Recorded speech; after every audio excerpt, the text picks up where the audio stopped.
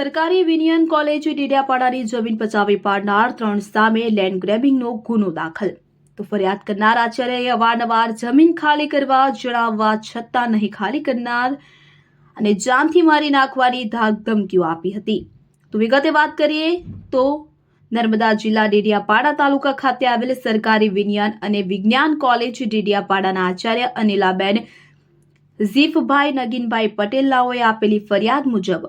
મનુબેન મીરાભાઈ વસાવા, તારાબેન મનસુખભાઈ વસાવા, અશોકભાઈ મનસુખભાઈ વસાવા ત્રણેય રહેવાસી ટેકક્સ ફળિયું ડેડિયાપાડા તાલુકો ડેડિયાપાડા જિલ્લો નર્મદાઓએ સરકારી વિનિયન કોલેજ ડેડિયાપાડા સર્વે નંબર 52 નવો સર્વે નંબર 167 ક્ષેત્રફળ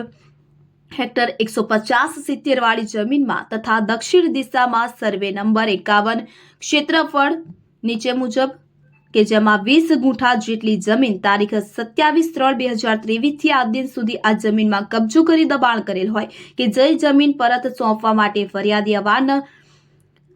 અવારનવાર જણાવવા છતાં જાનથી મારી નાખવાની ધાક ધમકીઓ આપી આજ દિન સુધી આ જમીનમાં ગેરકાયદેસર દબાણ કરી કબજો કરેલ જમીન પરત નહીં આપી સરકારી વિનિયન કોલેજ ડેડિયાપાડાની જમીન ગેરકાયદેસર રીતે પચાવી પાડી કબજો જમાવી ગુનો કરતા પોલીસે ગુનો નોંધી તપાસ હાથ ધરી હતી।